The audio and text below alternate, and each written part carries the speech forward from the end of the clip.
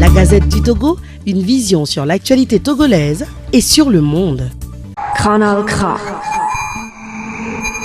Nous sommes le 27 octobre 2020. La CEDEAO, l'Union africaine et l'ONU ont procédé à une mission conjointe pour tenter d'apaiser les tensions liées à la crise post-électorale après la dernière élection présidentielle en Guinée-Conakry. Le FNDC, le Front National pour la Défense de la Constitution, qui avait appelé le peuple guinéen depuis hier à une désobéissance civile, a refusé de rencontrer la CEDEAO.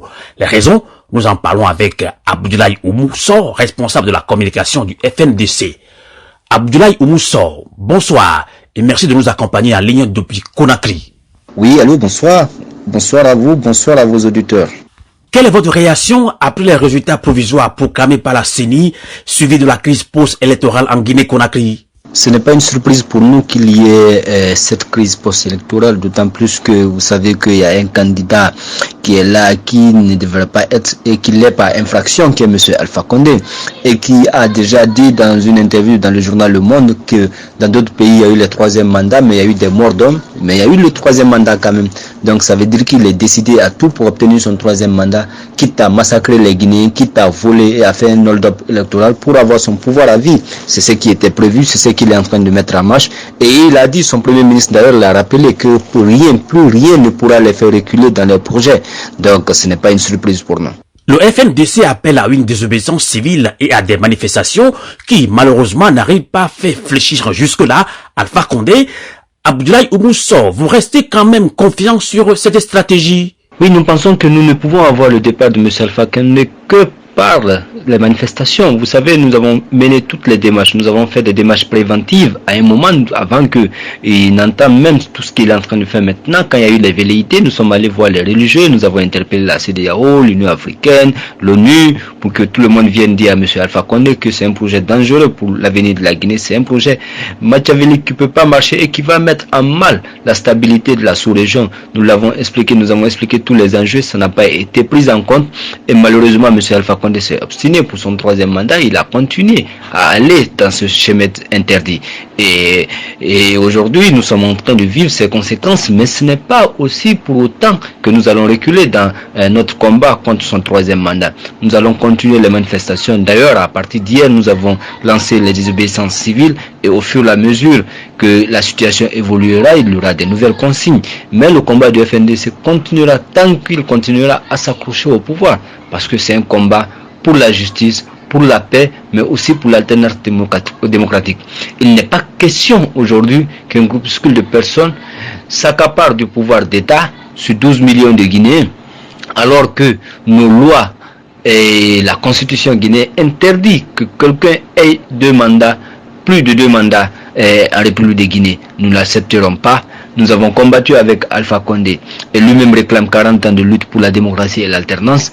Ce que les militaires n'ont pas fait et qui ont passé le pouvoir à un civil, ce n'est pas un civil qui pourra le faire dans notre pays. Nous ne l'accepterons pas. Nous allons continuer ce combat. Quoi qu'il arrive, nous avons plus de 100 personnes qui sont tuées. Nous avons des personnes qui sont en train d'être kidnappées. Nous avons des personnes qui sont en prison. Mais rien ne pourra nous faire reculer dans ce combat pour la justice, l'alternance démocratique et pour la paix pour notre pays. Ce mardi 27 octobre 2020, la CEDEAO, l'Union africaine et l'ONU ont procédé à une mission conjointe pour tenter d'apaiser les tensions liées à la crise post-électorale après la dernière élection présidentielle dans votre pays, la Guinée-Conakry. Alors, Abdoulaye Oumou Sow, le FNDC a refusé de rencontrer la CEDEAO. Quelles sont les raisons? Oui, c'est simple que nous refusions de rencontrer la CEDEAO. Vous savez que nous avons mené des démarches préventives, nous avons même porté des plaintes au niveau de la justice de la CEDEAO, nous avons écrit à la CEDEAO, à l'Union africaine, nous les avons expliqué un peu tout ce qui se passe. Et vous savez que M. Ibn Chambas, le représentant spécial des Nations Unies, qui vient en Guinée depuis presque 10 ans, et il a été toujours médiateur, il s'est habitué avec les acteurs des crises en Guinée. Ça veut dire qu'il a beaucoup d'affinités en Guinée. Il ne peut plus être une solution dans une crise guinéenne, parce qu'il a plus d'affinité que son travail dans la crise guinéenne. Le général Béanzin, vous savez déjà, c'est ce commissaire de la CEDEAO zélé qui a pris parti dans la crise guinéenne, qui s'est prononcé sur des sujets sur lesquels il ne pouvait pas se prononcer. Des personnes qui ont déjà des partis pris ne peuvent pas être acceptées par le FNDC. Vous savez, nous les avons racontés dernièrement et nous les avons dit clairement que si une crise éclate après les élections, qu'ils ne viennent pas ici en sapeur-pompier, parce qu'on nous les aurait prévenus pour ne pas que cette crise arrive. Ils n'ont pas pris la responsabilité, ils n'ont pas été responsables au moment où ils devaient l'être. Maintenant, ce n'est pas maintenant, ils vont venir pour aider M. Alpha Condé à blanchir son coup d'État. Nous savons qu'ils viennent pour l'accompagner, pour qu'il y ait des accalmies, pour que le peuple recule, mais il n'est pas question que ce syndicat de chefs d'État prenne en otage la volonté du peuple de Guinée à aller vers l'alternance démocratique. Le peuple malien l'a fait, le peuple guinéen le fera, et le peuple guinéen d'abord est un peuple debout et fier. Vous savez, en 1958, nous avons dit non aux colons, et ce n'est pas aujourd'hui que nous avons accepté une dictature dans notre pays. Ce combat, il continuera sans la CEDEAO, il continuera sans la communauté internationale, parce que c'est un combat d'abord pour le peuple de Guinée, c'est un combat pour la liberté et pour la justice du peuple. Ce n'est pas un combat de la communauté internationale. C'est à nous d'abord de le mener, et nous allons le mener jusqu'au bout. Abdoulaye Mousson, merci de nous avoir accompagnés en ligne depuis Conakry. Je rappelle que vous êtes responsable de la communication du FNDC, Front National pour la Défense de la Constitution. Radio à vous l'été, la voix de la résistance du peuple togolais. La Gazette du Togo, une vision sur l'actualité togolaise et sur le monde.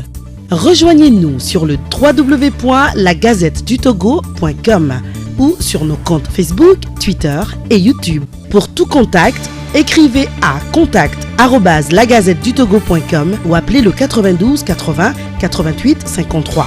La Gazette du Togo, c'est l'information en continu.